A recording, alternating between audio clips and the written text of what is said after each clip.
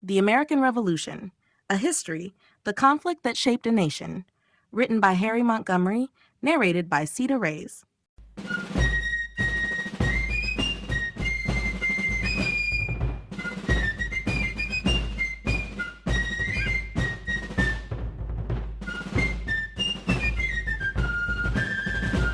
Chapter 1, The Road to Revolution.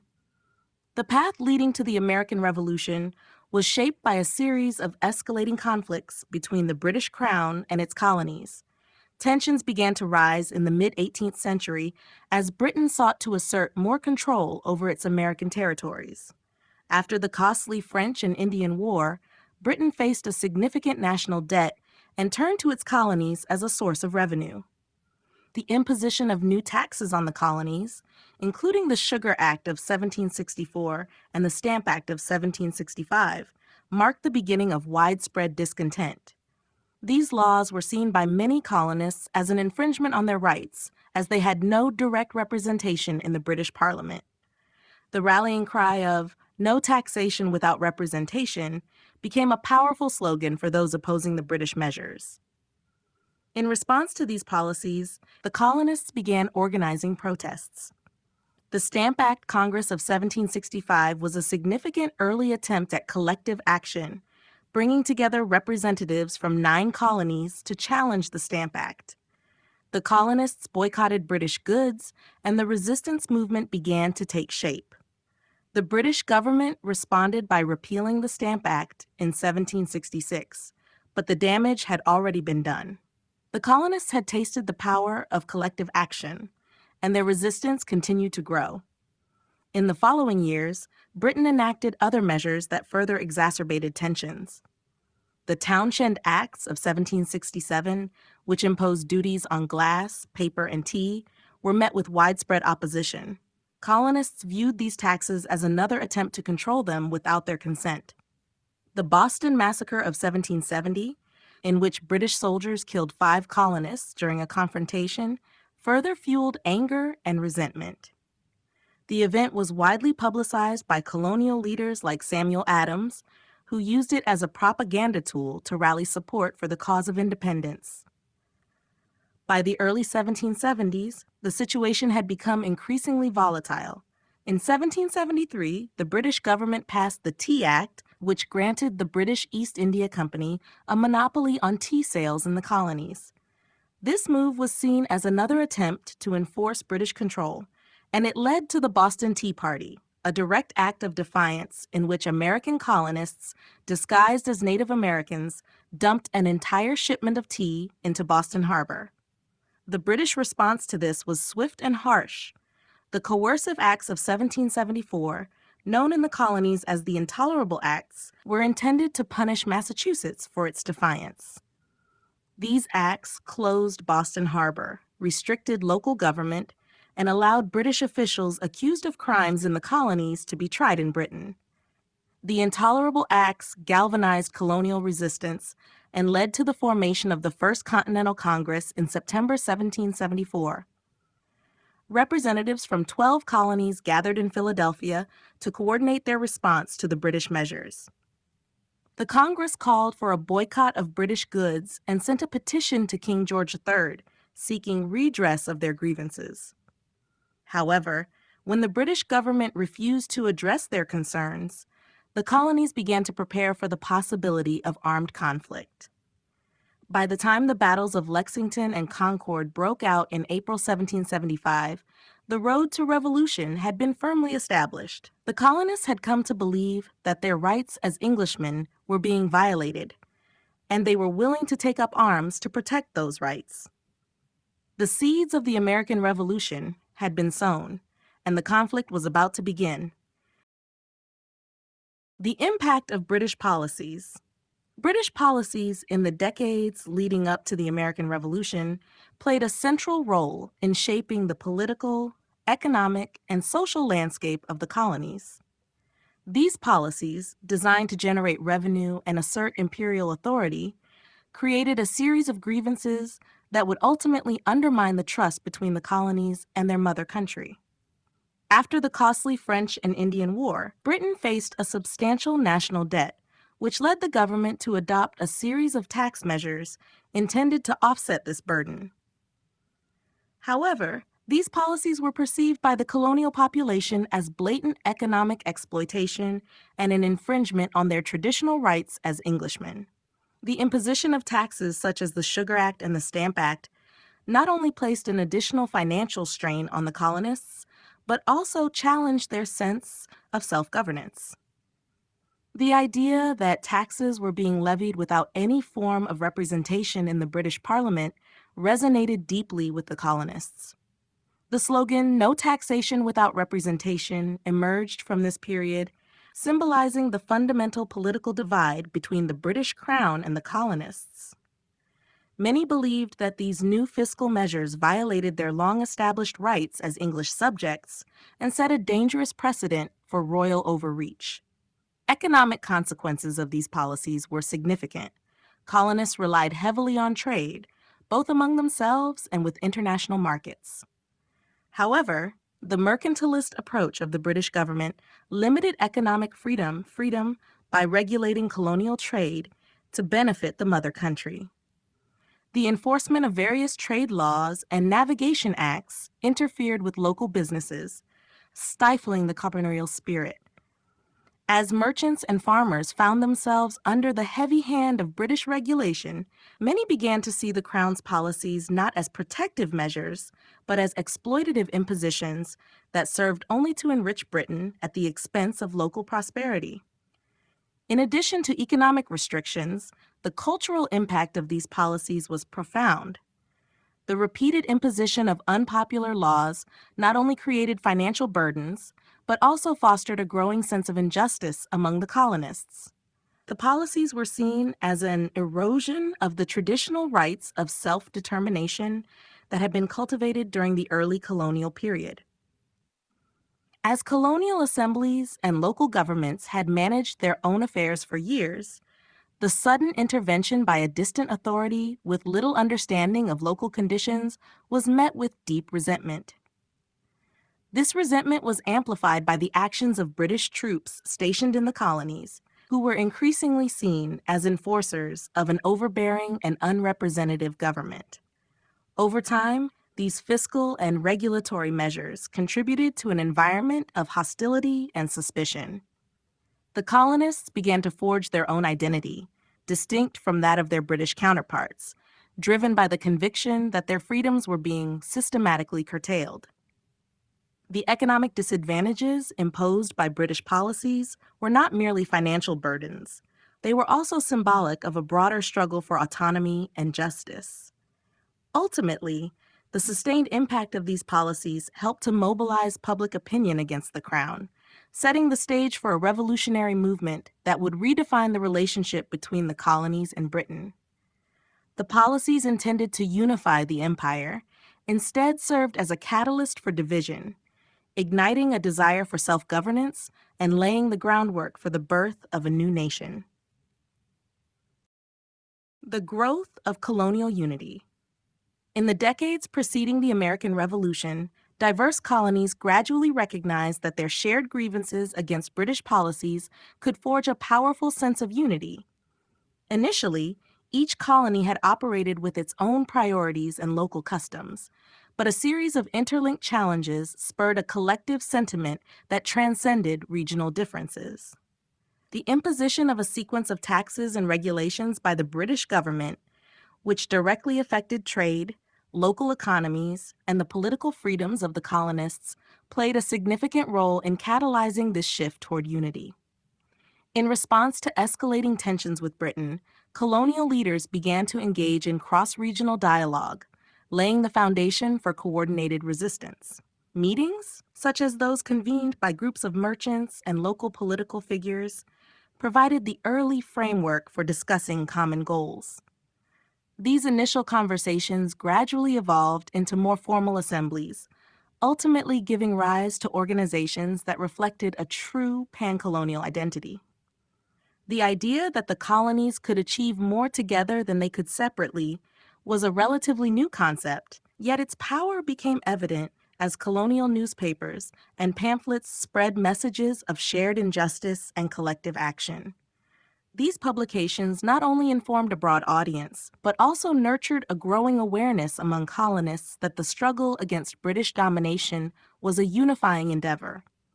The growing realization of common cause was especially pronounced as the realities of British oppression became increasingly tangible. When measures such as the Stamp Act and later the Townshend Acts were enacted, colonial leaders found themselves in a position where collaboration was not simply beneficial, but absolutely necessary. The communication network that had developed between cities and towns across the colonies allowed for rapid sharing of information, creating an atmosphere where coordinated protests and unified boycotts could be organized. As economic and political pressures mounted, even those who had previously held loyalist sentiments began to sympathize with the idea of a united colonial front. This broadening of support helped to dissolve previous internal barriers and enabled a more cohesive resistance movement. Social and cultural factors also contributed to the growth of colonial unity. The increasing exchange of ideas among different social classes and regions led to the spread of revolutionary ideals that were grounded in the promise of self-governance and liberty. Colleges, churches, and community gatherings transformed into forums where grievances were aired and debated, reinforcing the notion that the colonial struggle was not merely against specific acts of British overreach, but against an entire system of imperial control. Furthermore, personal relationships and networks developed through trade and intercolonial travel deepened mutual understanding, as colonists from disparate backgrounds identified with a shared cause. By the time formal structures like the Continental Congress were established, the collective identity of the colonies had been firmly instilled. The Congress, composed of representatives from multiple colonies, symbolized the culmination of years of gradual unification. It provided a structured channel for coordinating resistance, solidifying the bonds that had been nurtured during years of individual local struggles. Through increasing cooperation and joint action, the colonies emerged not as isolated groups, but as a coherent front committed to defending their liberties against what was perceived as a distant but tyrannical government. Early signs of resistance. In the years leading up to the full-blown conflict, subtle and overt actions signaled that the colonists were no longer willing to accept British policies without protest. These early manifestations of resistance emerged as the seeds of a revolutionary spirit began to take root in communities spread across the colonies. What started as isolated instances of defiance gradually evolved into a broader movement that would ultimately culminate in the fight for independence. Initially, resistance was expressed through nonviolent means. Colonists began to organize meetings to share grievances and forge alliances, despite the geographical distances and diverse local interests. Informal gatherings in town halls and private homes provided a forum for discussing the impact of new taxation and trade restrictions imposed by the British government. Through these discussions, the idea that united action could force the Crown to reconsider its policies gained credibility. Pamphlets and newspapers played an essential role, disseminating ideas and informing the broader public about infringements on traditional rights. The writings of prominent colonial thinkers captured the growing dissatisfaction, turning personal resentment into a collective call for justice. Economic measures also served as a potent form of resistance. As new taxes were levied on goods, many colonists began to boycott British imports in favor of locally produced alternatives or goods sourced from other regions. This form of economic protest was not only a practical way to reduce the financial burden imposed by these taxes, but also a symbolic rejection of the Crown's authority. Merchants and consumers alike participated in these boycotts, demonstrating that an entire economic system could be mobilized against what was seen as unfair exploitation. The economic impact of these actions reverberated throughout local economies, reinforcing the belief that collective action could produce tangible results and inspire further acts of defiance. The symbolic actions taken during this period also played a crucial role in unifying public sentiment. Public displays of protest and acts of civil disobedience, such as the burning of effigies of British officials and the disruption of official ceremonies, provided vivid representations of opposition to arbitrary rule. Such symbolic gestures resonated deeply with the colonists, who saw in them the affirmation of a shared identity that transcended local and regional differences. The growing repertoire of protest tactics encouraged others to join the resistance, as communities observed that even modest actions could challenge the might of an established empire. Furthermore, early resistance was characterized by a cautious optimism that change was possible. Leaders emerged in various communities who were willing to risk their social standing, and in some cases their lives, to defend what they believed were inalienable rights. These individuals often faced harassment and intimidation, yet their resolve lent credibility to the wider movement. Their willingness to stand up against imperial authority helped to create a network of informal support that would later be formalized in more structured bodies such as the Continental Congress. By the time tensions escalated into open conflict, the groundwork for widespread resistance had long been established. Each act of defiance, no matter how small, contributed to a growing sense of empowerment among the colonists.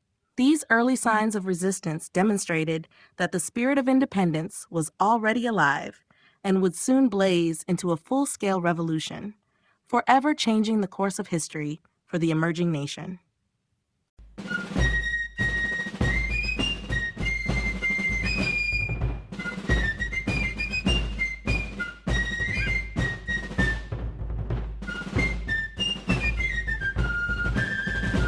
Chapter 2: The Outbreak of War.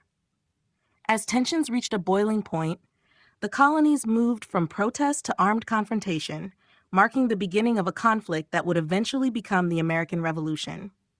The outbreak of war was not a sudden or isolated event, but rather the culmination of years of mounting frustrations. Discontent with British policies had steadily escalated into overt acts of defiance, culminating in an armed struggle that began with the first shots fired at Lexington and Concord. These initial battles, though relatively small in scale compared to later engagements, ignited a spark of resistance that quickly spread throughout the colonies. The events of April 1775 illustrate a dramatic shift in the colonists' approach from peaceful protest to active resistance. When British troops set out to confiscate arms and ammunition stored by local militias, the colonists' preparations to defend themselves became immediately apparent. In Lexington, a small group of colonial fighters confronted the advancing soldiers, resulting in a brief but significant exchange that would echo throughout the emerging nation. The violence of that day sent shockwaves not only to the local communities, but also to the leadership in other colonies, where the idea of armed resistance had always been met with cautious skepticism. Suddenly, military readiness replaced deliberation, and determination supplanted hesitation. The significance of these early confrontations went far beyond the immediate strategic outcomes. They represented a decisive moment when the colonists proved they were willing to risk their lives rather than continue to accept perceived injustices. The transformation from a largely peaceful society into one prepared to engage in guerrilla tactics and open battle demonstrated a newfound unity among diverse colonial groups. It was as if all previous disagreements and divisions were set aside in the face of a common enemy. The outbreak of war thus served as a catalyst for collaboration that had not existed before, binding together communities with a shared purpose to defend their homes and liberties. In the aftermath of Lexington and Concord, the news of conflict spread rapidly, largely facilitated by an extensive network of messengers and local newspapers. Across many towns and cities, local militias began organizing, inspired by the resolute actions of their peers.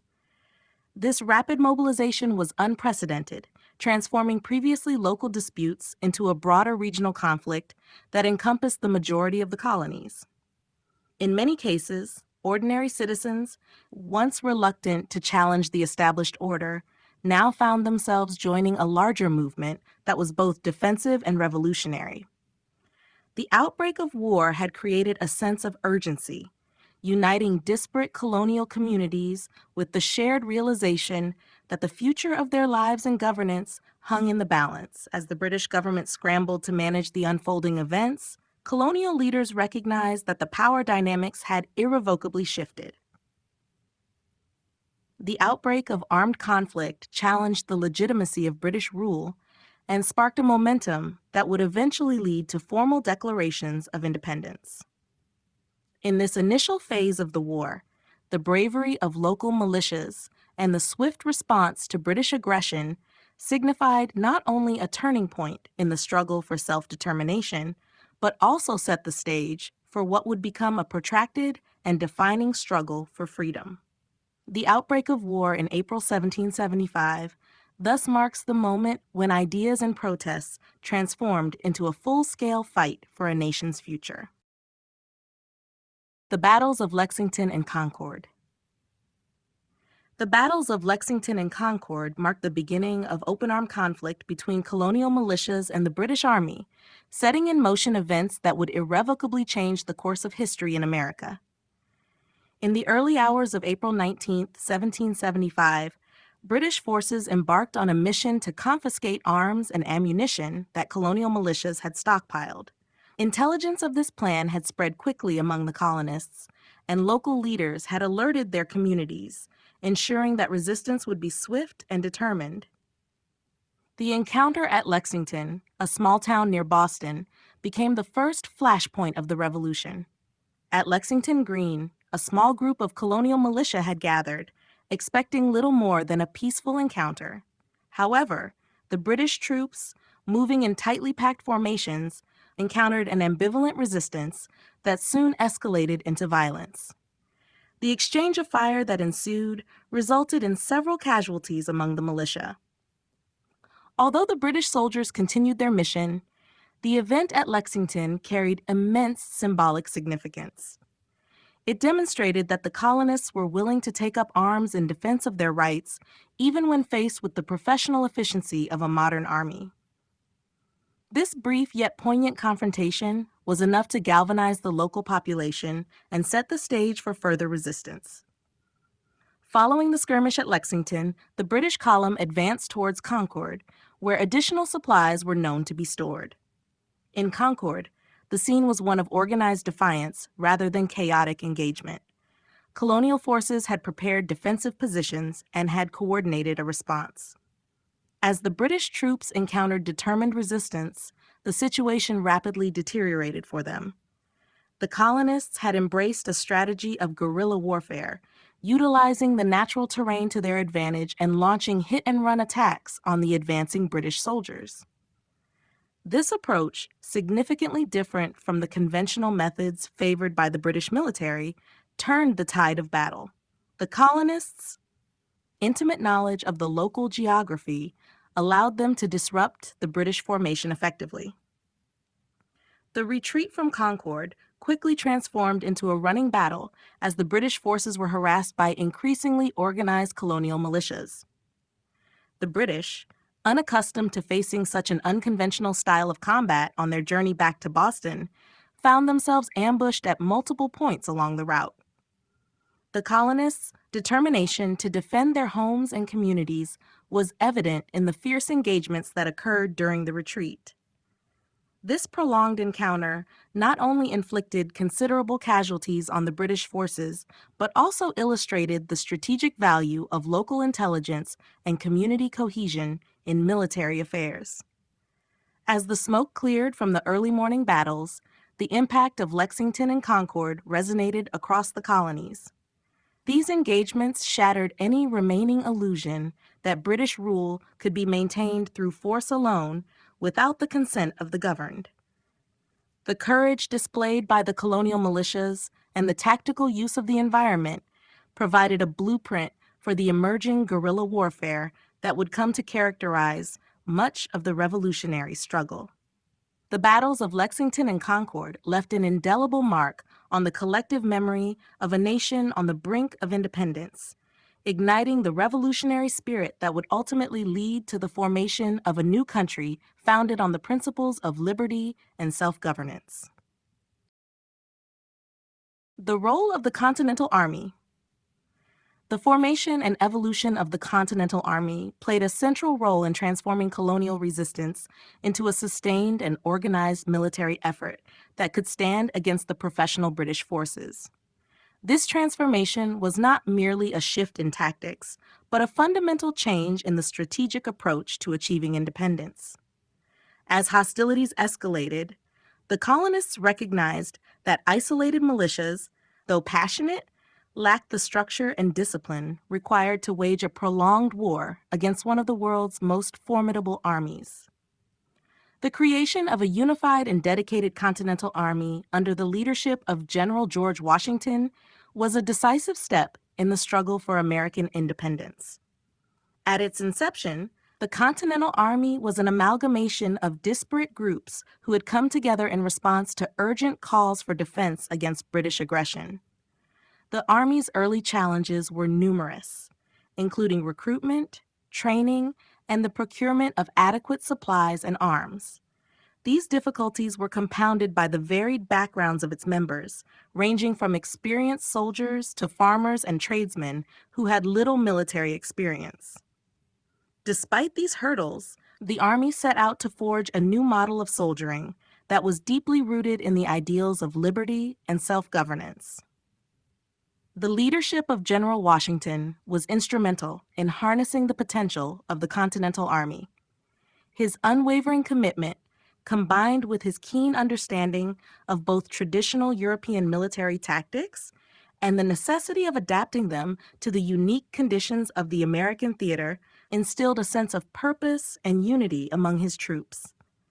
Washington's emphasis on discipline, while acknowledging the indispensable role of local knowledge and unconventional warfare techniques, helped to bridge the gap between formal military structure and the more flexible, guerrilla-style tactics that many colonists were accustomed to. His ability to inspire his men, even in the face of overwhelming odds, laid the foundation for many of the later successes in the struggle for independence. The Continental Army not only provided a coherent structure for organized military action, but also became a symbol of national pride and determination. As the Army grew in size and experience, its successes began to galvanize public opinion across the colonies.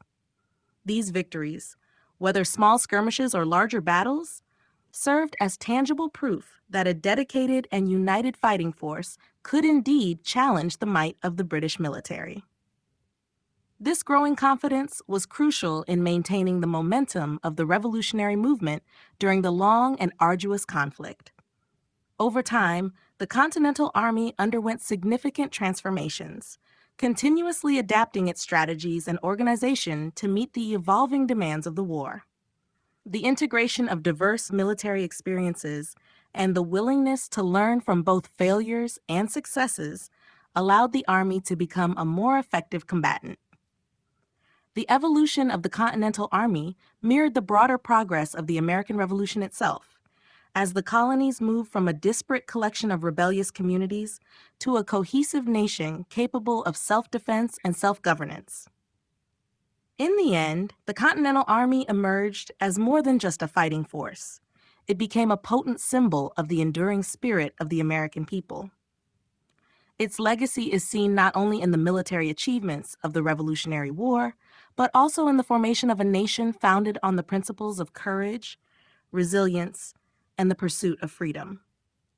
The role of the Continental Army was pivotal in converting revolutionary aspirations into a reality that reshaped the destiny of a new nation.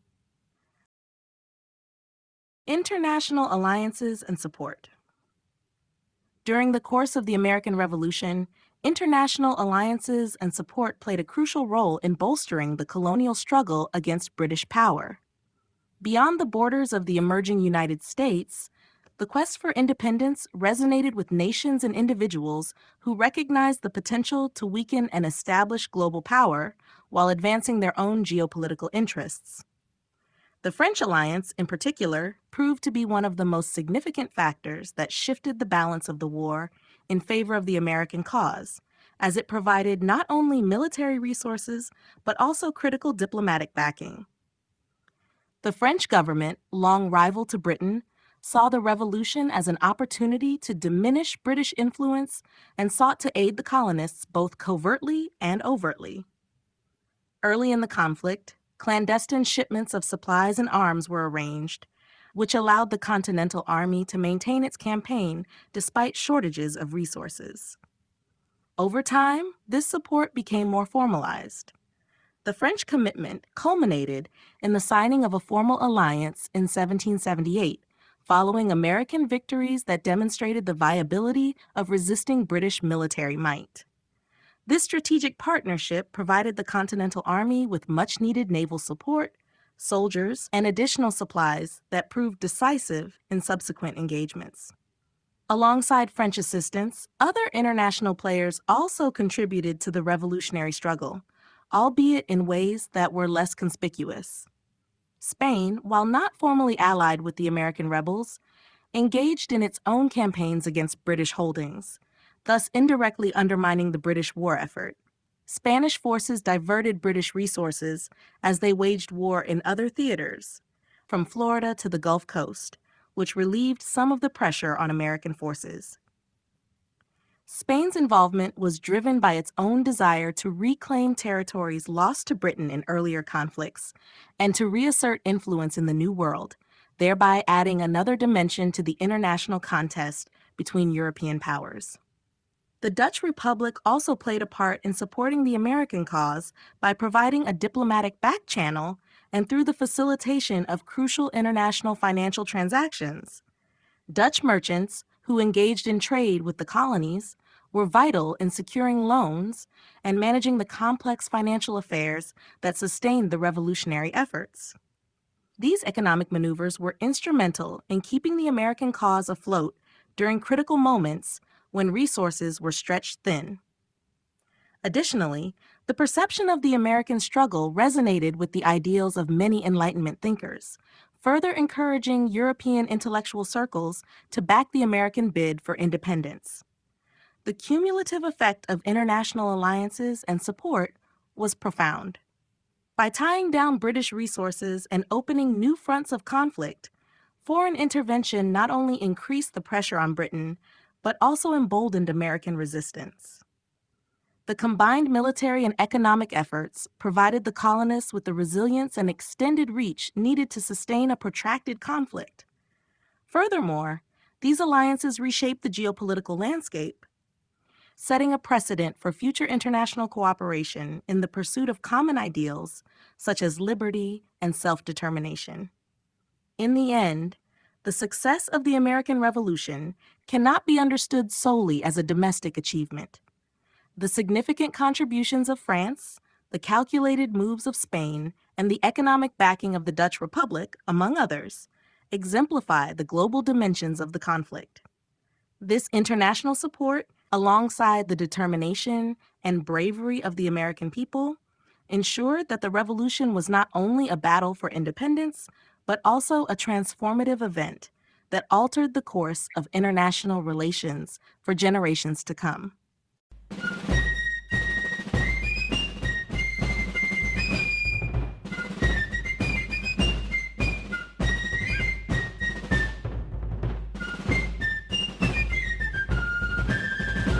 Chapter 3: The War in the North.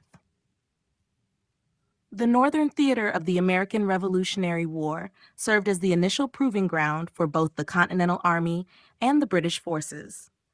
From the first battles around Boston to the critical turning point at Saratoga, the war in the North showcased the resilience, resourcefulness, and growing military competence of the American forces, as well as the challenges faced by the British in trying to suppress a widespread rebellion in unfamiliar territory. Though the early years of the war in the North were marked by uncertainty and hardship, they ultimately laid the foundation for strategic victories that would shift the momentum in favor of the revolutionaries.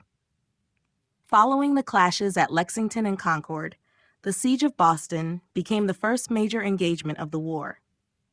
American militias surrounded the city in an effort to trap British forces and cut off their supplies. Although the colonists lacked proper military training, their determination created a stalemate that forced the British into a defensive posture. It was during this siege that George Washington took command of the newly formed Continental Army. His leadership began to bring cohesion and discipline to the scattered militia units, although the logistical difficulties of organizing a sustained campaign quickly became apparent. The British eventually evacuated Boston in March 1776, following the strategic placement of artillery on Dorchester Heights, an early and morale-boosting success for the Americans.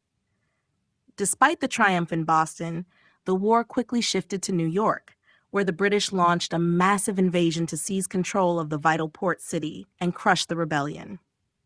The Battle of Long Island in August 1776 resulted in a significant defeat for Washington's army, forcing them to retreat through New Jersey and across the Delaware River.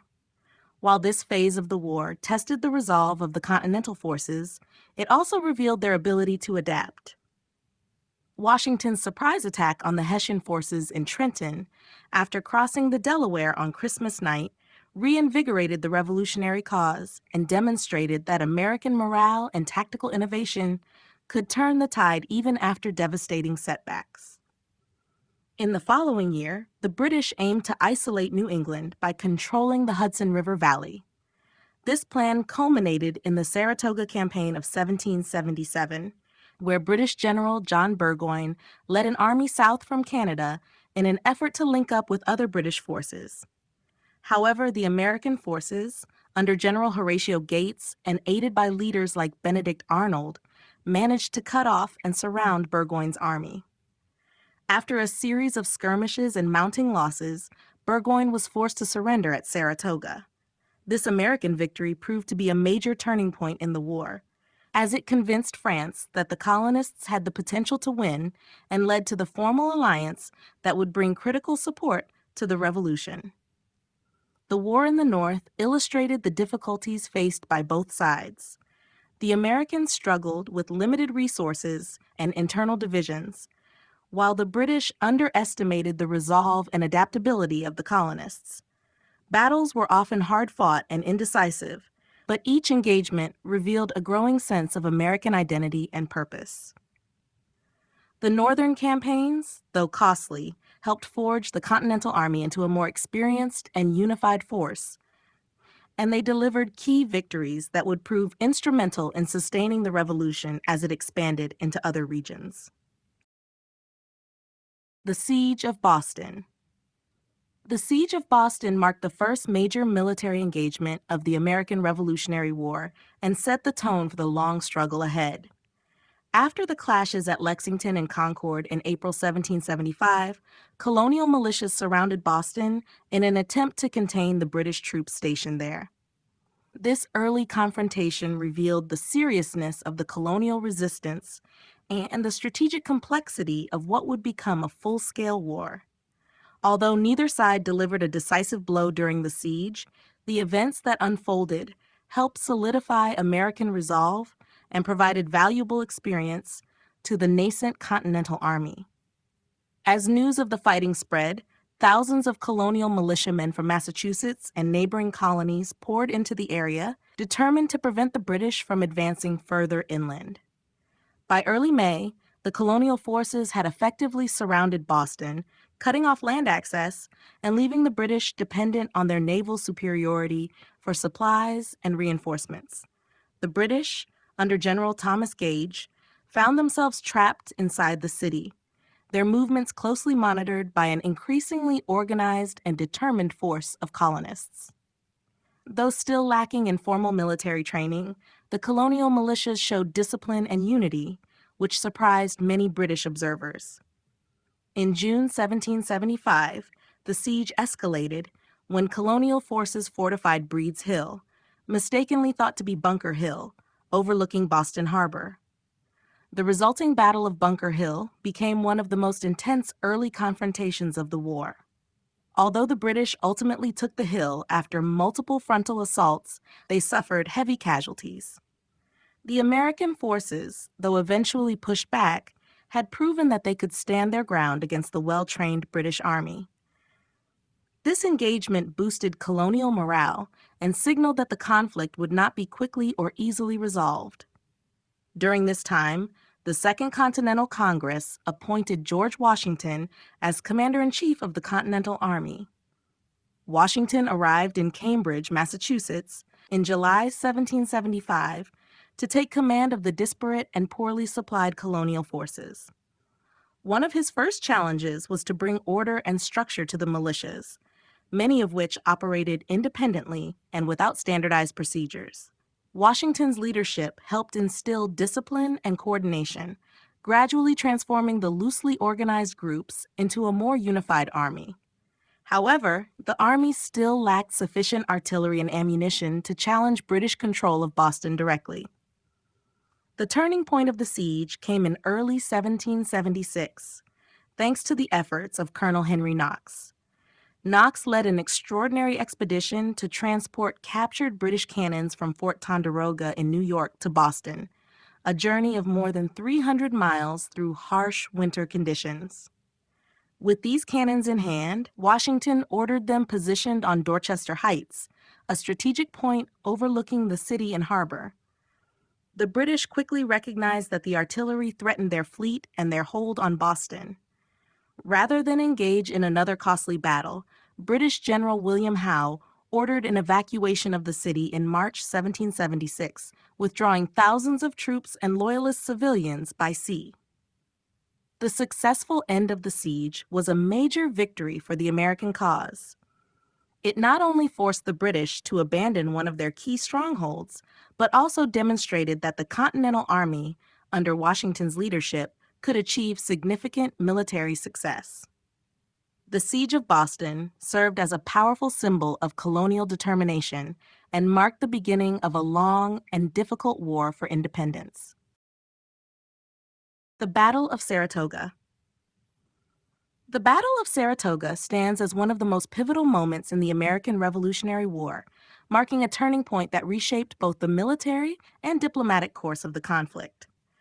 Fought in the fall of 1777 in upstate New York, this series of engagements ended in a decisive victory for the American forces and convinced foreign powers, most notably France, that the revolutionaries were capable of defeating the British.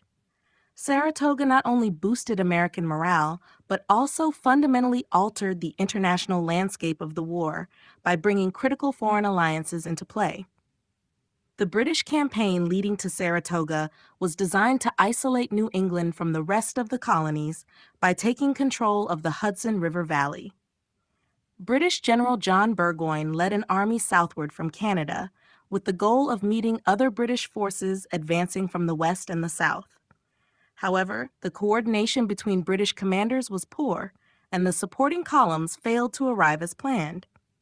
Burgoyne's force, burdened by supply issues and slowed by the difficult terrain, pressed on alone, becoming increasingly vulnerable to American counterattacks. American forces, under the command of General Horatio Gates, prepared defensive positions near Saratoga and received significant assistance from local militias and notable leaders like Benedict Arnold and Daniel Morgan. Although internal rivalries hampered American unity at times, the growing strength of their forces and their strategic use of terrain gave them the advantage. Two key battles defined the campaign. The first, the Battle of Freeman's Farm in September, inflicted heavy casualties on both sides, but demonstrated that the Americans could stand against British regulars. The second, the Battle of Bemis Heights in October, saw a more aggressive American assault that ultimately forced Burgoyne's army to retreat.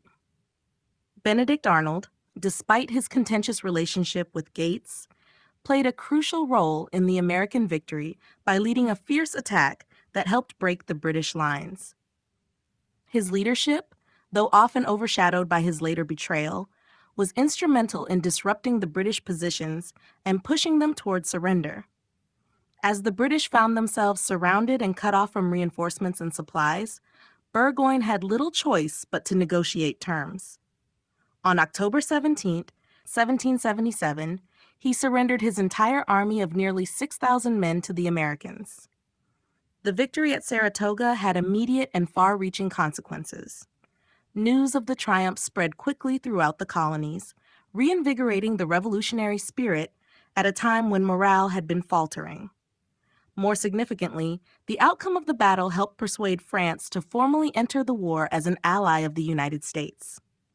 The French saw the American success at Saratoga as proof that the revolution was not a lost cause, and their decision to provide military and financial aid greatly strengthened the American position. Spain and the Dutch Republic would later follow with varying degrees of support, expanding the war into a global conflict. The Battle of Saratoga thus marked a crucial turning point in the Revolutionary War. It halted British plans to divide the colonies, secured vital international alliances, and proved that a unified and determined American force could challenge British power. Saratoga transformed the struggle from a colonial rebellion into an international war for independence, setting the stage for eventual American victory. The winter at Valley Forge. The winter of 1777 to 1778 at Valley Forge stands as one of the most defining episodes of the American Revolutionary War. Though not a battlefield in the traditional sense, Valley Forge became a crucible in which the resilience, unity, and determination of the Continental Army were tested and ultimately forged into a more disciplined and cohesive fighting force. Enduring months of extreme hardship, disease, and deprivation, the men under General George Washington's command emerged from the experience not broken but strengthened, thanks in part to improved organization, rigorous training, and a renewed sense of purpose. Following the American defeat at the Battle of Brandywine and the British occupation of Philadelphia, Washington chose to encamp his army at Valley Forge, about 20 miles northwest of the city. The location provided a strategic position from which the army could monitor British movements while also allowing time for rest and regrouping. However, the choice came at a great cost. The soldiers arrived in December 1777 to a bleak and freezing landscape with limited shelter, inadequate clothing, and a severe shortage of food and medical supplies. The suffering was immediate and unrelenting. Conditions at Valley Forge were harsh, and the Army faced not only the elements, but also internal challenges. Disease spread rapidly in the cramped and poorly ventilated huts, with smallpox, dysentery, and typhus claiming hundreds of lives. The lack of proper nutrition and clean water further weakened the troops, many of whom were already exhausted from previous campaigns. Morale dipped as the Army struggled to survive the relentless cold and the sense of abandonment from a Continental Congress that lacked the resources and organization to provide adequate support. Despite these difficulties, the Army remained intact, a testament to the soldiers' commitment and Washington's leadership. One of the most significant developments during the Valley Forge encampment was the arrival of Baron Friedrich von Steuben, a Prussian military officer who volunteered to assist the Continental Army. With a combination of strict discipline, practical instruction, and an engaging personality, von Steuben transformed the ragtag force into a professional military unit. He introduced a standardized training regimen that emphasized drills, proper formations, and efficient use of firearms and bayonets. His efforts were crucial in preparing the Army for future engagements and gave the soldiers a renewed sense of confidence and capability. Washington's leadership throughout the winter also played a vital role in sustaining the Army. His presence in the camp, sharing in the hardships of his men, helped maintain loyalty and cohesion. Rather than retreating or dispersing the Army during the difficult months, Washington chose to hold his position, demonstrating resolve in the face of adversity. His ability to inspire perseverance became one of the defining aspects of his command. When spring arrived and the Army emerged from Valley Forge, it was a changed force. No longer merely a collection of militias and volunteers, the Continental Army had matured into a trained and unified military body, capable of standing toe-to-toe with British regulars. The ordeal at Valley Forge became a symbol of American endurance and the high cost of the struggle for independence. It proved that the fight was not only about defeating an external enemy, but also about surviving and overcoming internal trials that could have shattered the revolution from within.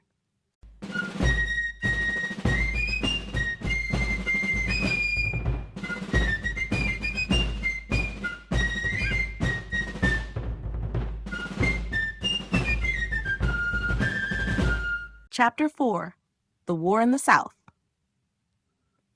The war in the South represented a new chapter in the American Revolution, as the conflict expanded to regions where traditional battle lines were blurred by guerrilla tactics and shifting loyalties. In the Southern colonies, the struggle took on a distinctive character influenced by the region's unique social structure, a mix of small-scale agricultural economies and long-standing reliance on decentralized power. From the outset, the war in the South proved to be as unpredictable as it was brutal, with both sides engaging in skirmishes and ambushes that tested the resolve of soldiers and civilians alike. In the early phases, British strategy in the South aimed at rallying loyalist support and exploiting internal divisions among the colonists. Believing that the Southern colonies harbored a substantial base of loyalists, British commanders expected to restore order through quick military maneuvers and by leveraging local grievances. However, the reality on the ground was far more complex. As rebel forces, often led by charismatic local leaders, began to rise, they capitalized on frustrations with British rule and deep-seated rivalries between established local families. The irregular nature of the fighting meant that full-scale battles were interspersed with smaller, hit-and-run engagements that gradually undermined British efforts to impose control. The tactics employed by colonial forces in the South were markedly different from those used in the northern theaters of war. Rather than relying solely on formal, large-scale set-piece battles, American forces frequently resorted to ambushes, raids, and other unconventional strategies that were better suited to the terrain and the dispersed population. These methods allowed the insurgents to exploit their superior knowledge of the local landscape and undermine the logistical networks supporting the British military. The result was a protracted contest in which the British found it increasingly difficult to hold territory and maintain supply lines over vast distances. One pivotal moment during the Southern Campaign was the outbreak of a series of conflicts that demonstrated the strategic vulnerability of British positions. As American forces began to engage more systematically with local loyalists, the British encountered resistance that escalated into sustained guerrilla warfare. These confrontations not only inflicted repeated losses on British troops, but also forced the British commanders to reevaluate their overall approach in the region. The persistent harassment by local militias significantly drained British resources and morale, even as they tried to solidify their presence in major urban centers. Furthermore, the involvement of local populations in the resistance created an environment of uncertainty and fear among British soldiers, who found it increasingly difficult to distinguish friend from foe in a landscape where loyalty was fluid and constantly shifting. In response to mounting challenges, both sides adapted their strategies. The British attempted to consolidate power by establishing fortified garrisons and seeking more direct support from additional regiments, while American forces deepened their commitment to unconventional tactics that undermined British authority. This dynamic, back and forth, not only prolonged the conflict in the South, but also served to highlight the stark differences between European military traditions and the more adaptive style of colonial warfare. Ultimately, the war in the South emerged as a defining arena in the American Revolution, one in which the contest for power was contested not only on open battlefields, but also in the hearts and minds of local populations, setting the stage for a broader and more complex struggle for independence. The Southern Strategy. The Southern strategy emerged as a calculated British response to the shifting dynamics of the American Revolutionary War, particularly as the conflict expanded into the Southern colonies. The British leadership believed that the South harbored significant Loyalist sentiment and that, if properly mobilized, these factions could be used to turn the tide of the conflict. In developing the Southern strategy, British commanders envisioned a campaign that would not only weaken the revolutionary forces in the region, but also reestablish the legitimacy of Crown rule by rallying disaffected colonists to their cause. At the core of the Southern strategy was the plan to isolate New England from the rest of the colonies while simultaneously stifling the revolutionary spirit in the South.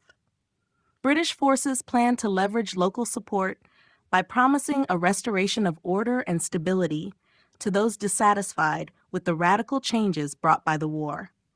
High-ranking officers believed that by concentrating their efforts in the Southern theater and capitalizing on regional grievances, they could create a domino effect. Success in the South might prompt many undecided colonists to side with the Crown, ultimately leading to a fractured rebellion, unable to mount a united front against a powerful and well-resourced British military.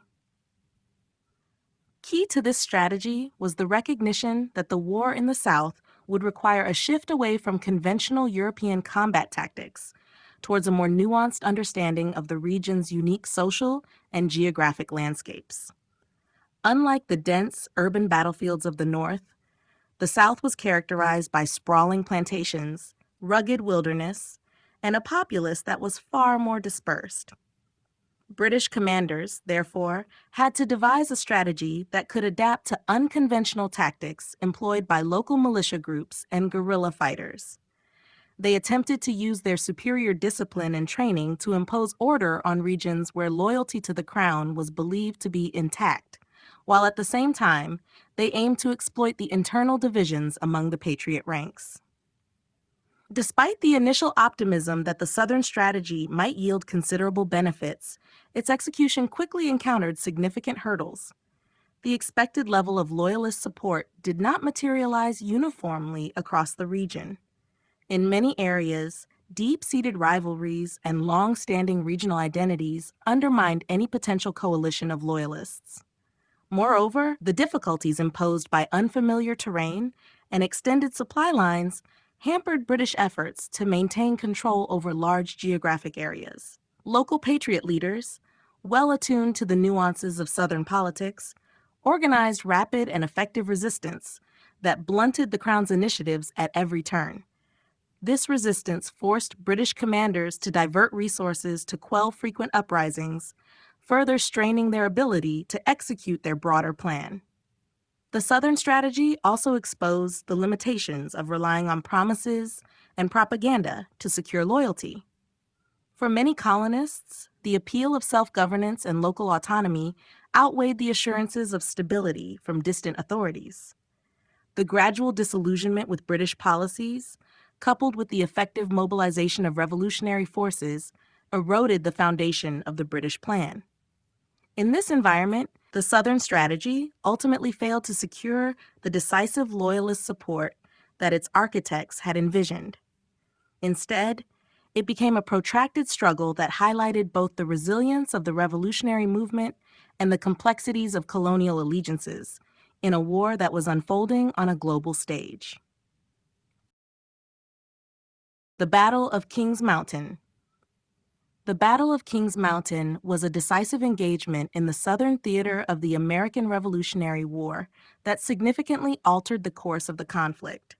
Fought on October 7, 1780, in the deep woods of South Carolina, this battle pitted American Patriot militia against Loyalist forces commanded by British Major Patrick Ferguson. The confrontation occurred at a time when control of the Southern colonies was highly contested, and the outcome of such skirmishes could greatly impact the overall momentum of the war. The Loyalists, many of whom were largely composed of frontiersmen from the backcountry, had aligned themselves with the British due to a combination of local grievances and promises of security under a centralized authority.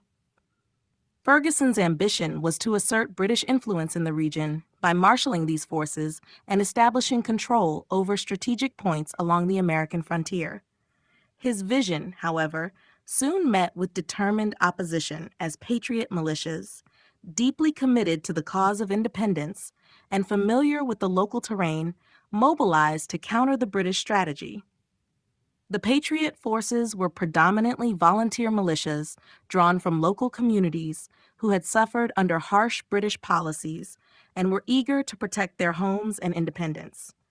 The battle itself was marked by its distinctive feature: a head-to-head clash fought primarily by foot soldiers without the heavy artillery or disciplined formations typical of European battles. Instead of engaging in conventional warfare, the Patriots employed a tactic of encirclement and relentless hand-to-hand combat.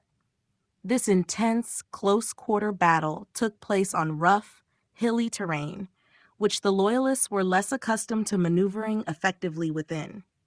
The Patriot fighters, aware of every bend and rise in the landscape, were able to exploit the environment to launch surprise attacks and rapidly shift the pressure onto their opponents. As the battle unfolded, the advantage increasingly swung in favor of the Patriot forces. The British Loyalists, isolated and overwhelmed by a combination of tactical errors and the resolute fighting spirit of their enemies, found themselves outnumbered and outmaneuvered. Despite attempts by Ferguson to rally and reorganize his dispersed troops, the aggressive actions and unyielding determination of the local militias eroded their defensive positions.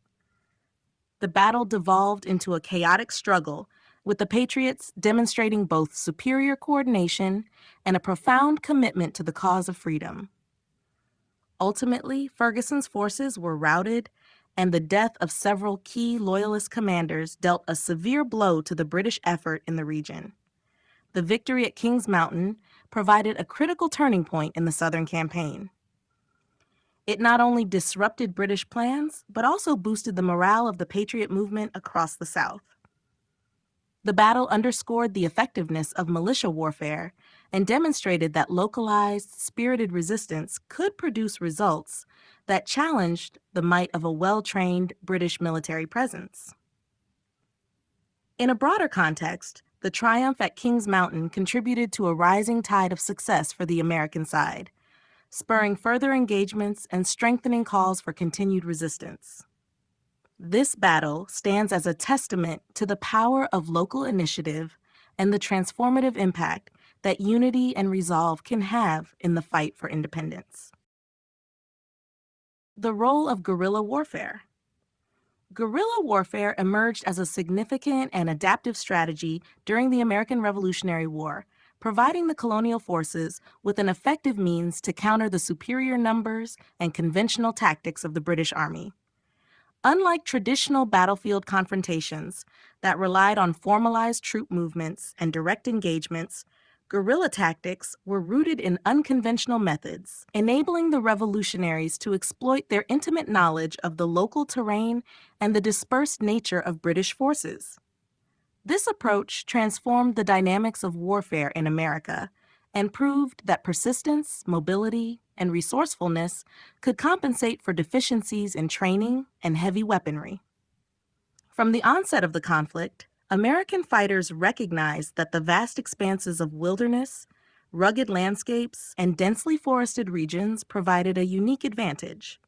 Small bands of militia, often operating independently from the formal Continental Army, used ambushes, hit-and-run attacks, and sabotage to target enemy supply lines and communication networks.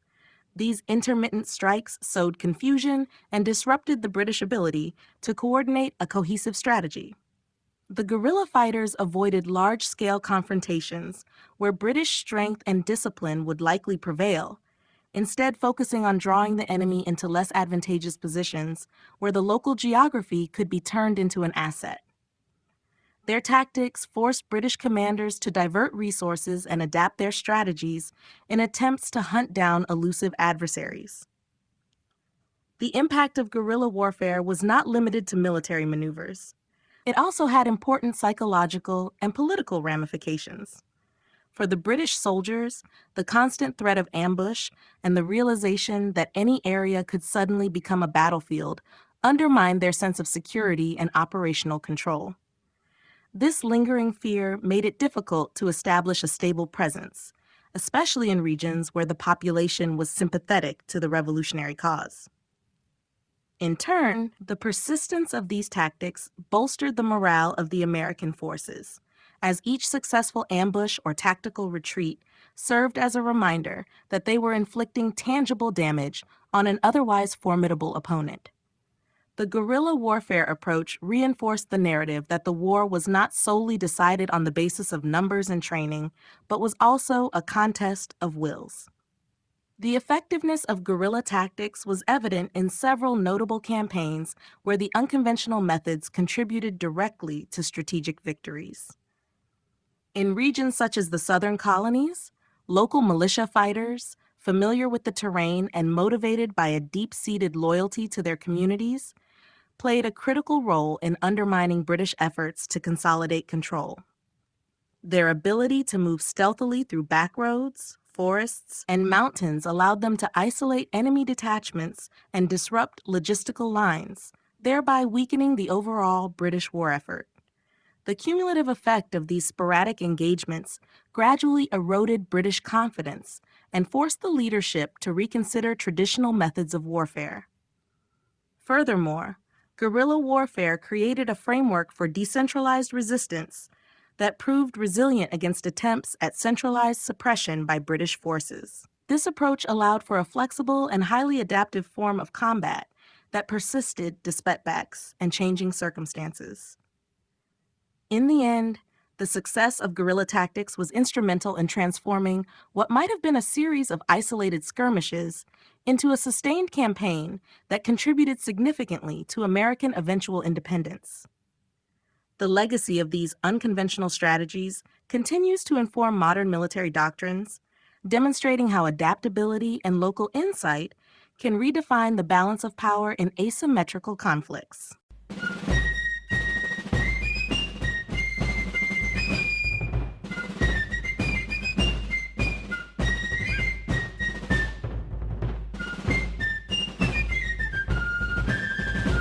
Chapter 5: The Struggle for Independence. The struggle for independence evolved from a gradual buildup of discontent and a growing sense of injustice into an all-out movement that challenged centuries-old notions of loyalty and subjugation.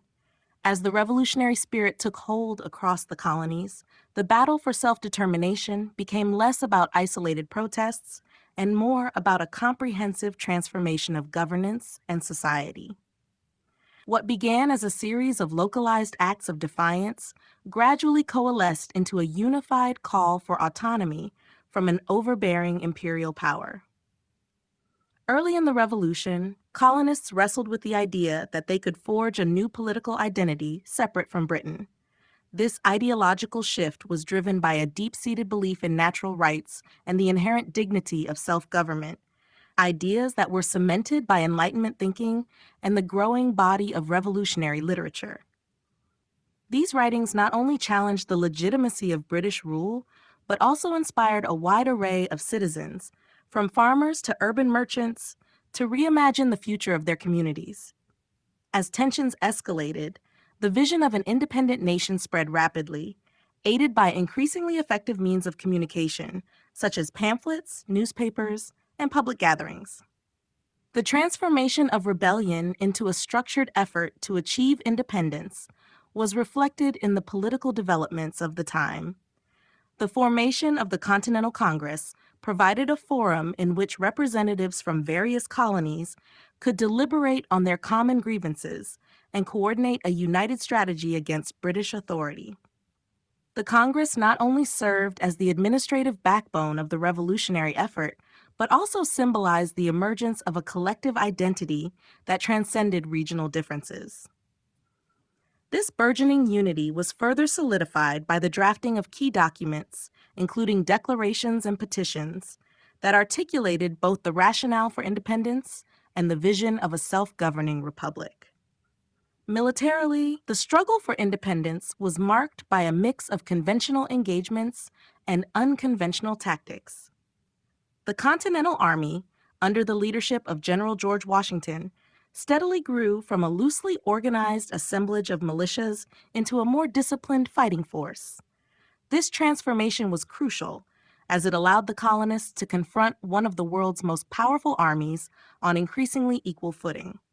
Major battles, decisive sieges, and strategic retreats all played their part in molding the revolutionary force into one capable of not only defending its homeland, but also engaging in offensive operations that would eventually force the British to reconsider the cost of subjugating a determined people.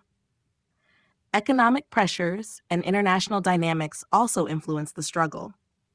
Sanctions, boycotts, and clandestine trade networks were employed to sustain the revolutionary effort despite severe financial constraints. The shifting balance of power in Europe, particularly the eventual support from France, underscored the global implications of the American quest for independence. This external assistance, combined with domestic resilience, gradually tilted the scales in favor of the revolutionaries and emboldened further moves towards self-rule.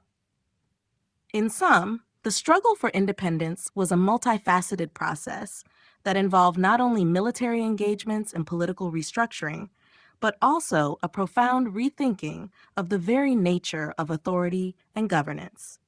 By relentlessly challenging British power on multiple fronts, the American colonists set in motion events that would not only lead to the birth of a new nation, but also inspire subsequent generations around the world to pursue the ideals of freedom and self-determination.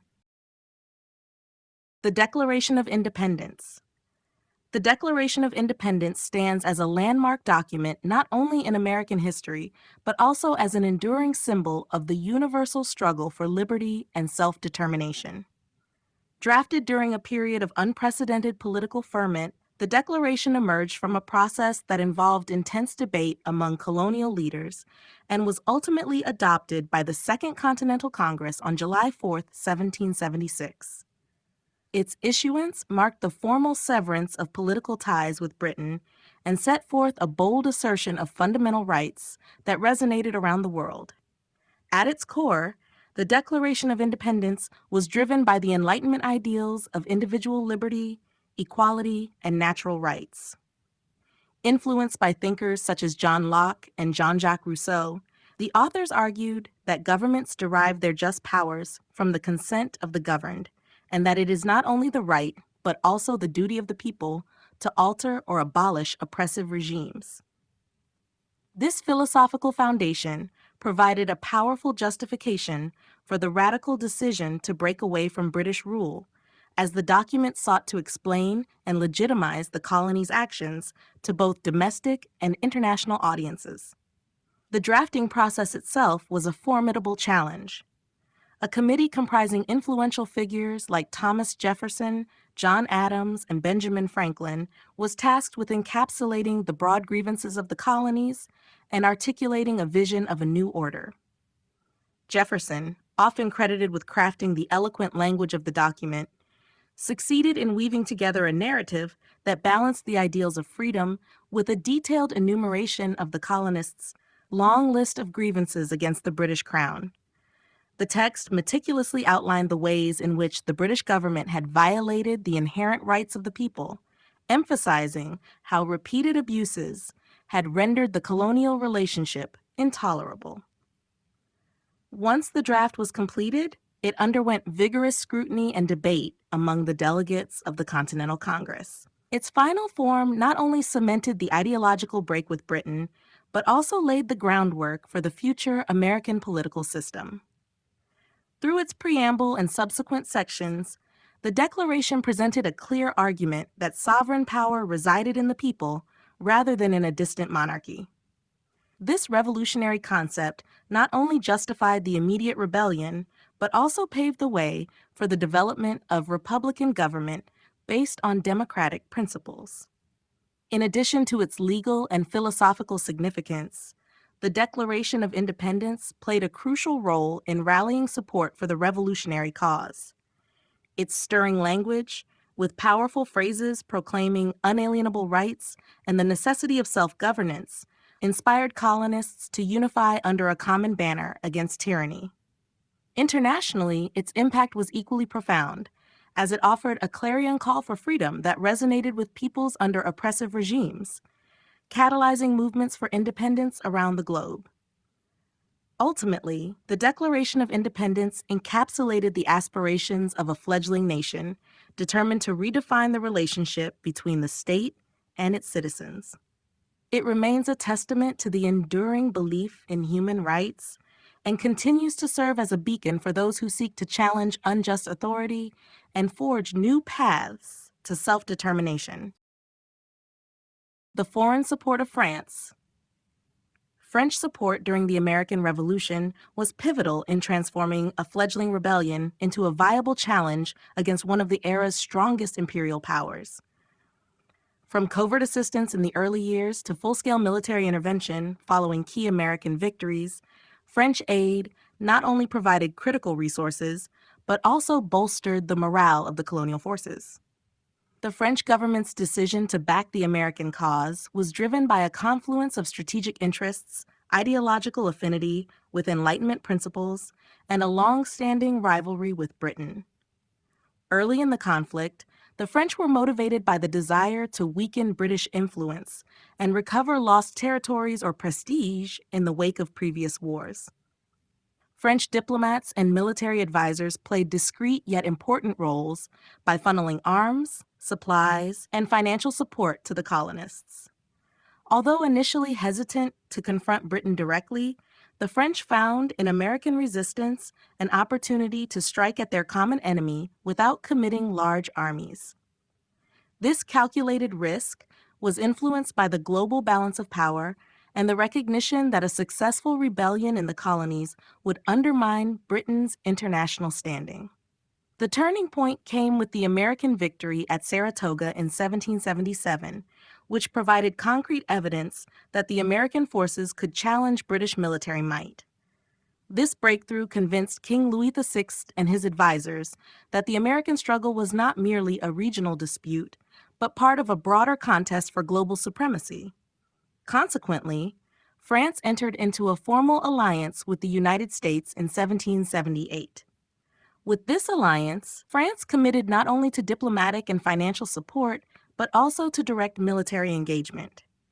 French naval power, which had long been one of the country's most formidable assets, played a critical role in disrupting British supply lines and providing the Continental Army with much-needed protection along the coast. French military involvement expanded rapidly as the war progressed.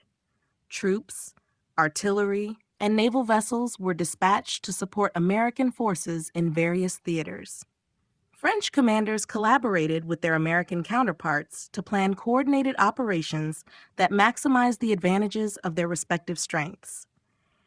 This partnership was not without its challenges, as cultural differences and differing military doctrines occasionally complicated joint efforts. However, the shared goal of defeating British rule served to unite both sides in their common struggle. French involvement was instrumental during several key engagements, most notably the Siege of Yorktown in 1781. The combined Franco-American forces, working in concert, were able to trap General Cornwallis's army, leading to his eventual surrender and cementing the inevitability of American independence. The support of France was not solely confined to military measures. It also extended into the realm of diplomacy. French intervention opened the door for wider international recognition of the American cause. The French government leveraged its influence among other European powers to generate a broader coalition of support. By framing the conflict as a fight for universal liberties and against oppressive colonial rule, France helped shift global perceptions and encouraged other nations to consider similar aspirations for self-determination.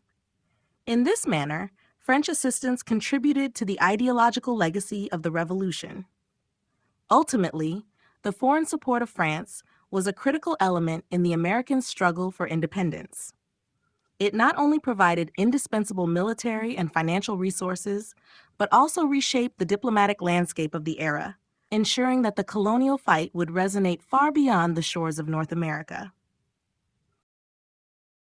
The turning point at Yorktown. The siege at Yorktown marked a decisive moment in the American Revolutionary War, signaling not only a turning point in the military struggle, but also affirming the viability of a future independent nation. In the late summer of 1781, American and French forces converged on Yorktown, Virginia, surrounding the British Army led by General Lord Cornwallis in a well-coordinated and strategically planned operation. This culmination of months of preparation and adaptation on both sides became the defining event that shifted the momentum irrevocably toward the American cause. The planning for the Yorktown campaign had been meticulous. Recognizing that direct assault against the highly trained and well-equipped British forces might lead to unacceptable losses, the Continental Army under General George Washington, along with French General Comte de Rochambeau, devised a strategy that emphasized encirclement and attrition. French naval support played a crucial role by establishing a blockade in the Chesapeake Bay, effectively cutting off Cornwallis's chances of receiving reinforcements or supplies from other parts of the British Empire. The blockade not only isolated the British forces, but also served to boost the morale of the Allied troops, who saw the opportunity for a conclusive victory. Once the siege commenced, the combined forces laid siege to Yorktown, with the dual aim of tightening the noose around the British position and drawing them into a position where escape was impossible. Over the course of several weeks, artillery bombardments and trench works gradually wore down the defensive capabilities of Cornwallis's soldiers. The determination on the American and French sides was palpable, as both armies recognized the historical significance of a victory at Yorktown. Each day of the siege saw incremental gains, as Allied forces captured strategic positions and cut off supply lines, leaving the British increasingly vulnerable. General Cornwallis, facing overwhelming odds and the realization that his command was effectively trapped, initially hoped for a relief force from Britain. However, the sustained effectiveness of the French blockade nullified such prospects, leaving Cornwallis with little choice but to contemplate surrender. When the decision came, it was not merely a tactical submission, but a recognition of the shifting balance of power, a signal that the era of British dominance in North America was drawing to a close. The surrender at Yorktown resonated far beyond the immediate battlefield, reverberating through political and public spheres both in America and internationally. The victory provided tangible evidence that the Continental Army, bolstered by its French allies, could successfully challenge one of the world's preeminent military forces. It also forced British policymakers to reckon with the escalating costs of a prolonged conflict that had become increasingly untenable. In Europe, the news of Yorktown's success invigorated the revolutionary spirit and reinvigorated debates about colonial independence and self-determination. Ultimately, the turning point at Yorktown crystallized the hope of an independent nation and marked the beginning of the end for British ambitions in the colonies. It demonstrated that a well-coordinated effort, combining the strengths of both American resolve and French support, could turn the tide of a seemingly unbalanced conflict. The historic events at Yorktown thus not only sealed a military victory, but also laid the cornerstone for the emerging United States, a nation founded on the principles of liberty and self-governance.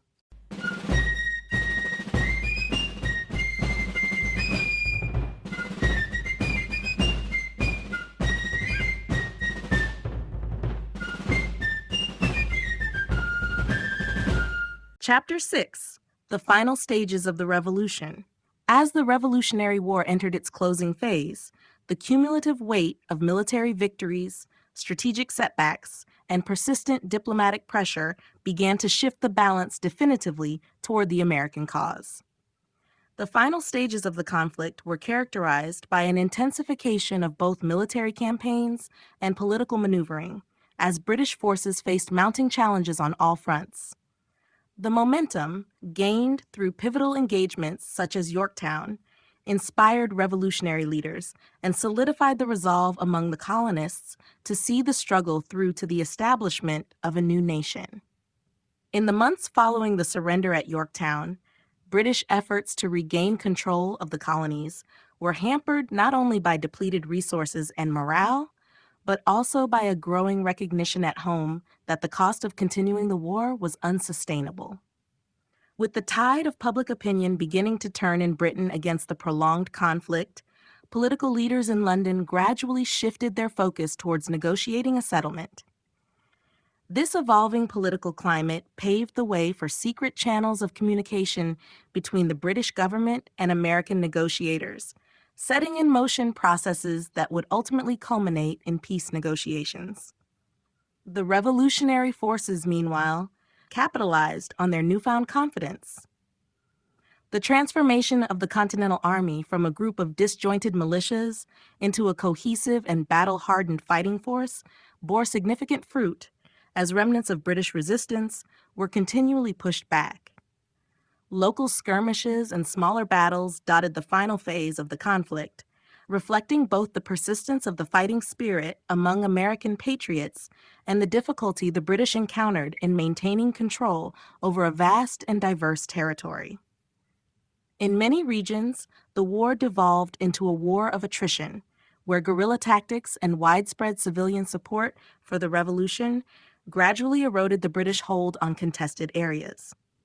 Parallel to the military developments was a profound process of national reorganization. The provisional structures established during the early years of conflict were evolving into the embryonic frameworks of self-governance and statehood.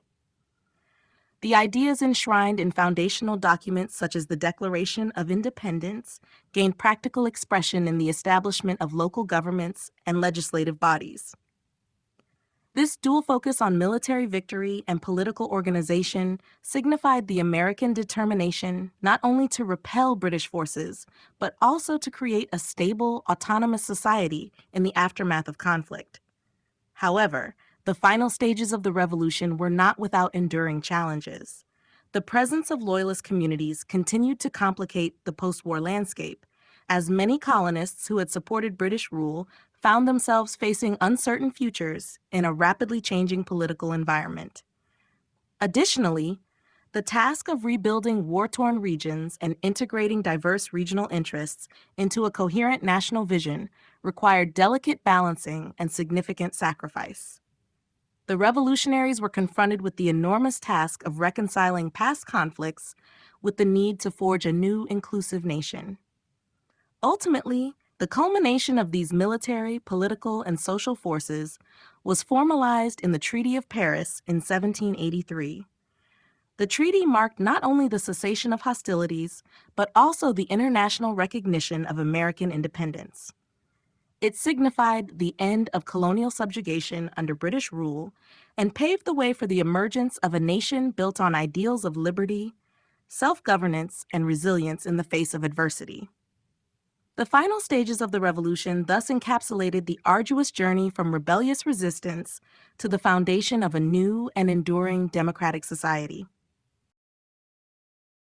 The Treaty of Paris. The Treaty of Paris, signed in 1783, marked the formal conclusion of the American Revolutionary War and signified a new era in world history. The negotiations took place amid an atmosphere of cautious optimism and hard-won resilience by the American representatives who had fought fiercely for independence over the course of a long and arduous conflict. The treaty not only ended hostilities between Britain and the United States, but also redefined the geopolitical landscape of North America, establishing the boundaries of the newly recognized nation. The negotiations were held in Paris, where American diplomats, including figures such as Benjamin Franklin, John Jay, and John Adams, worked with British representatives to settle a host of contentious issues. The talks were marked by a series of delicate compromises. The American delegation sought not just an official acknowledgement of independence, but also favorable terms that would secure access to vital trading routes and protect their interests in the newly formed territories.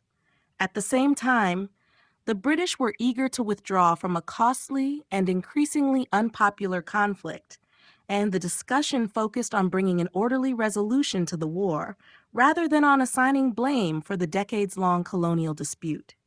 One of the treaty's primary achievements was the recognition of the sovereignty of the United States over its territory. British officials agreed to relinquish control of significant portions of land, thereby affirming American claims over territory stretching from the Atlantic coast to the Mississippi River. This demarcation not only provided the new nation with ample room for expansion, but also laid the groundwork for future negotiations with Native American tribes, whose own territories would be subject to the shifting borders as settlers moved westward. Furthermore, provisions were made to settle debts and resolve issues related to the treatment of prisoners of war, ensuring a level of justice that, while imperfect, contributed to a more stable post-war environment. The treaty also included important economic stipulations. It opened up avenues for trade between the United States and other countries, helping to integrate the new nation into the global economic system. British ports were granted access for American vessels, and mutually beneficial trade agreements were established that helped stimulate economic activity on both sides of the Atlantic. These measures were critical in the early years of the American Republic, providing a much-needed boost to a fragile economy battered by years of war and disruption. While the Treaty of Paris brought an official end to the hostilities, its provisions continued to influence the political and economic dynamics of the region for years to come. The treaty ensured that the United States would be able to develop its own institutions without the heavy hand of British imperial oversight, fostering an environment in which the ideals of liberty and self-governance could take root. At the same time, the British retained a presence in the region, maintaining a network of loyalist communities and engaging in future negotiations that would further shape North American borders. In essence, the Treaty of Paris was a landmark document that transformed revolutionary aspirations into a tangible reality. It paved the way for the birth of the United States as an independent nation, established important precedents in international diplomacy, and set the stage for the development of a political and economic system that would eventually serve as a model for other nations seeking self-determination. The role of loyalists. Throughout the American Revolution, the role of loyalists was both complex and multifaceted, reflecting the deep divisions within colonial society. Loyalists were colonists who remained faithful to the British Crown, even as revolutionary fervor swept through many communities.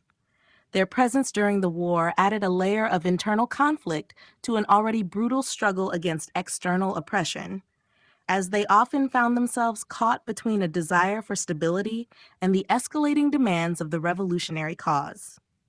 Loyalists came from various backgrounds, including wealthy landowners, merchants, and ordinary citizens, who believed that allegiance to Britain provided a sense of continuity and order. For many, loyalty was rooted in historical ties and cultural identity, reflecting a belief in the benefits of a shared heritage with Britain.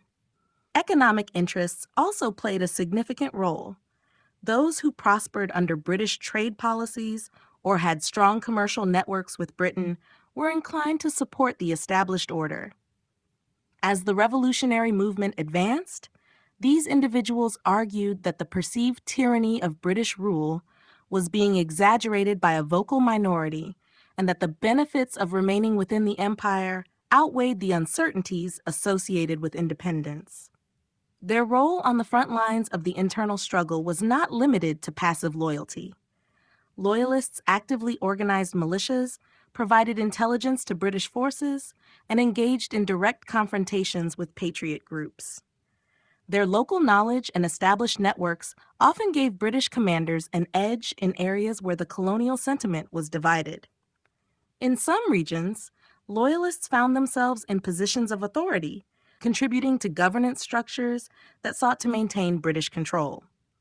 Yet, this involvement made them targets for revolutionary reprisals. As the war intensified, the lines of friendship and family loyalty were drawn sharply, and the social fabric of many communities was torn apart by violent conflicts between neighbors. The impact of Loyalist activity on the overall war effort was significant. British military strategy increasingly relied on the support of Loyalist militias to supplement their numbers and to control areas where Patriot resistance was strong. Although often outnumbered by revolutionary forces, the Loyalist presence complicated the Patriot struggle, forcing colonial leaders to confront a two-front conflict. Not only did they have to fight against the British regulars, but they also had to neutralize internal opposition. This dual challenge contributed to the prolonged nature of the conflict and added to the mounting costs of war on all sides. After the war, the fate of the Loyalists remained a contentious issue. Many Loyalists faced social ostracism, loss of property, and violent retribution in the wake of American victories. Their displacement was so profound that large numbers were forced to flee to Canada, the Caribbean, or back to Britain, fundamentally altering demographic patterns in the new United States. In contrast, others managed to reintegrate into American society under the new regime, contributing to the rebuilding of communities and the development of the nation. The legacy of their choices continues to influence interpretations of the revolution, highlighting the internal complexities of a struggle that was as much about identity and loyalty as it was about the search for freedom. Ultimately, the role of Loyalists underscores the fact that the American Revolution was not a monolithic movement, but a deeply divided civil conflict that involved not only British soldiers and revolutionary patriots, but also citizens who clung to the old order in a rapidly changing world. The challenges of post-war Reconstruction. The end of the American Revolution signaled not merely the cessation of armed conflict, but the beginning of an arduous journey toward rebuilding a nation. The challenges of post-war Reconstruction encompass not only physical reconstruction, but also the healing of deep social and economic wounds. In the aftermath of years of struggle, the newly independent states were faced with the monumental task of transitioning from a war economy to a stable, prosperous society that could support democratic governance and foster unity among diverse populations. One of the most pressing challenges was the physical devastation wrought by the conflict. Towns and infrastructure, worn down by continuous skirmishes and prolonged sieges, required substantial repair. Roads, bridges, and ports that once facilitated trade and communication were in disrepair, impeding economic recovery. The financial costs of rebuilding these essential components of the economy quickly strained the limited resources of the fledgling state governments.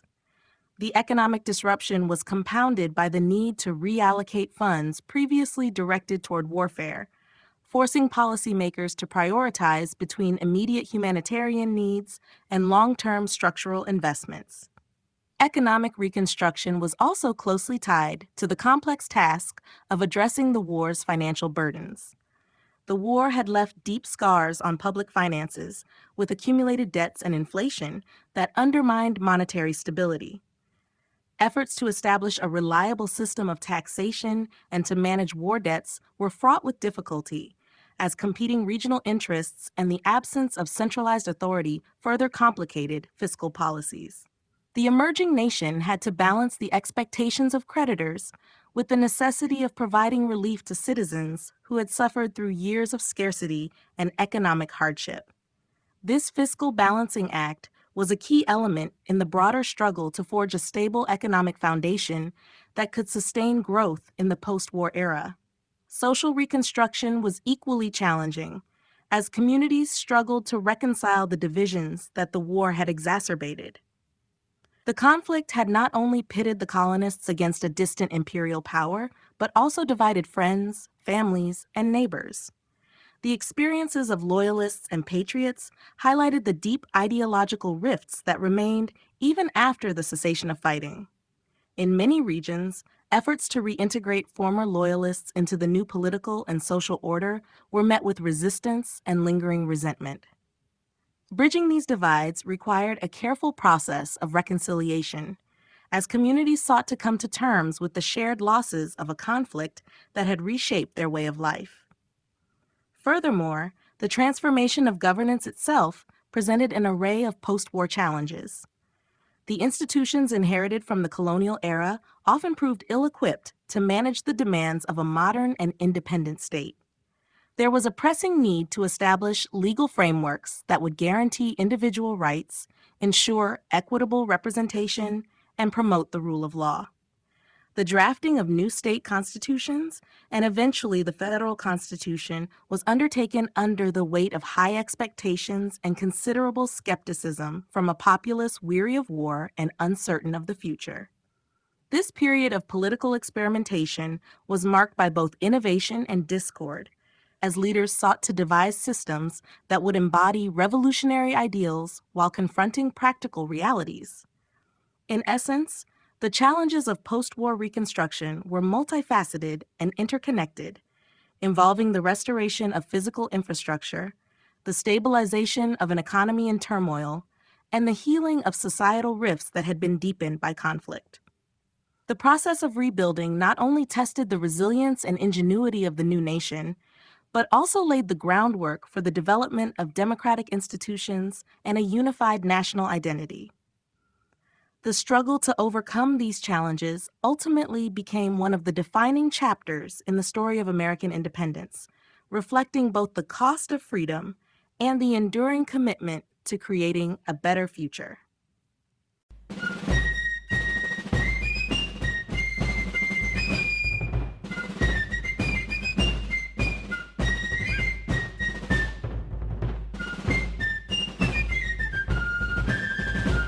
Chapter 7: The Legacy of the Revolution. The legacy of the American Revolution extends far beyond the immediate triumphs on the battlefield and the formal signing of treaties.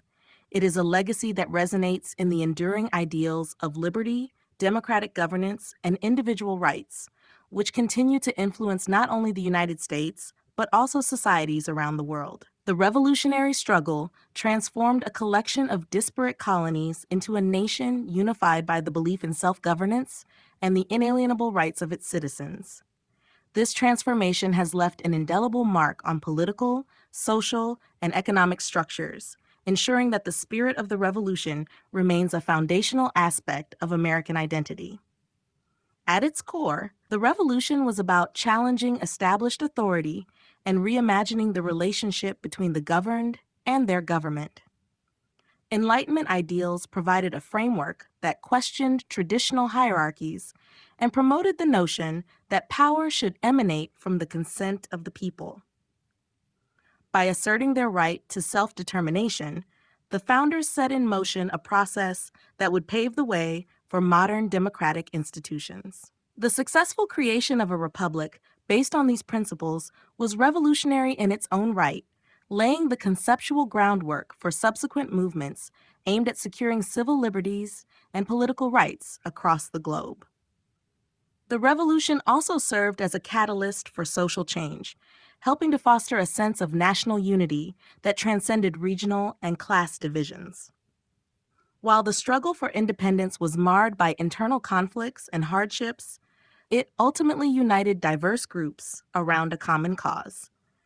This common struggle not only forged a shared national identity, but also encouraged subsequent efforts to address issues of equality and justice within the society.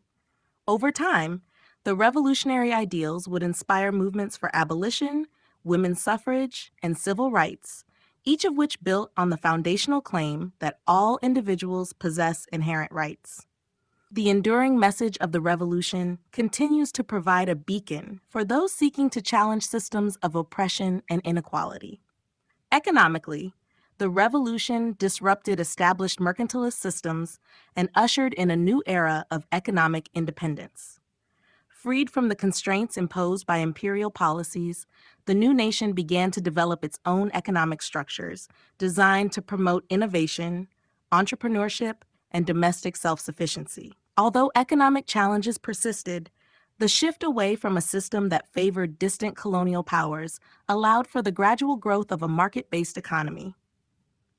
This transformation has had lasting implications for how the United States engages in both domestic and international commerce. Culturally, the revolution has remained a potent symbol of the fight for freedom and self-determination. The narratives and myths that emerge from the struggle have been woven into the national consciousness, influencing literature, art, and public discourse. The revolution is celebrated not only as a historical event, but also as a continuing source of inspiration for political movements and social change. Its legacy is visible in the continued evolution of democratic practices and the persistent efforts to expand the circle of liberty and justice. In essence, the legacy of the American Revolution is a multidimensional one. It encompasses the creation of a new political order, the transformation of social structures, and the ongoing pursuit of the fundamental ideals of freedom and equality. Even centuries later, the revolution remains a touchstone for those who believe in the power of citizens to challenge authority, shape their own destinies, and create a more just society. The creation of a new government. The transition from colonial rule to an independent republic involved radical rethinking of political power and state organization. In the wake of the revolution, the vision for a new government emerged from an environment steeped in discontent with the perceived tyranny of British rule and inspired by Enlightenment ideas. Intellectual currents had long questioned the legitimacy of hereditary authority, and the experience of self-governance during the war had convinced many colonists that power should reside in the people. This evolving perspective laid the groundwork for a system designed to balance individual rights with communal responsibilities. As the war drew to a close, colonial leaders faced the daunting task of designing an entirely new political structure that would facilitate orderly governance while upholding the revolutionary ideals of liberty and self-determination. Early debates during the Continental Congress revealed deep-seated concerns about concentrated power, and the memories of oppressive rule under the Crown influenced discussions about the separation of powers and the need for checks and balances. The notion that government should be derived from the consent of the governed, rather than imposed by a distant monarchy, underpinned these debates and inspired a series of conventions and meetings aimed at drafting governing documents. One of the most influential outcomes of this period of political reconstitution was the drafting of state constitutions. Across the colonies, local assemblies and committees worked tirelessly to articulate the rights of citizens and the structure of government.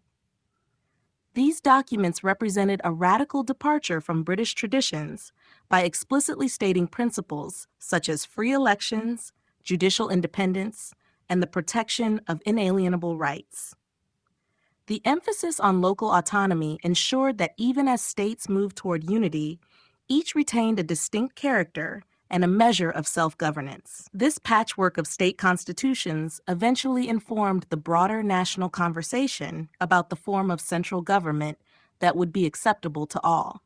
The national stage soon called for a more unified system to coordinate efforts across state lines, leading to the Constitutional Convention of 1787. Delegates from various states gathered with a common purpose: to construct a federal government capable of managing the collective interests of a diverse and growing nation. Their deliberations were marked by contentious debates over the extent of centralization, the distribution of power between national and state governments, and the protection of individual liberties. Drawing on prior experience and theoretical models influenced by philosophers such as Montesquieu and Locke, the framers of the Constitution crafted a document that sought to distribute power in a balanced manner. The resulting government structure featured three distinct branches: a bicameral legislature to represent both the people and the states, an independent executive to administer the laws, and a judiciary to interpret them. This system was designed not only to prevent the concentration of power, but also to promote cooperation and compromise among competing interests. The creation of a federal government that respected the autonomy of state governments while asserting national authority was a delicate balancing act, one that required innovation and compromise. In essence, the creation of a new government was as much a philosophical revolution as it was a political process. It redefined power in terms of accountability to the governed and established structures that would endure to shape American political life for centuries. The document that emerged, the United States Constitution, captured the aspirations of a nation committed to the principles of liberty, equality, and justice, and provided a framework within which a new order could take root and flourish. You have been listening to The American Revolution, A History, The Conflict That Shaped a Nation, written by Harry Montgomery, narrated by Sita Reyes.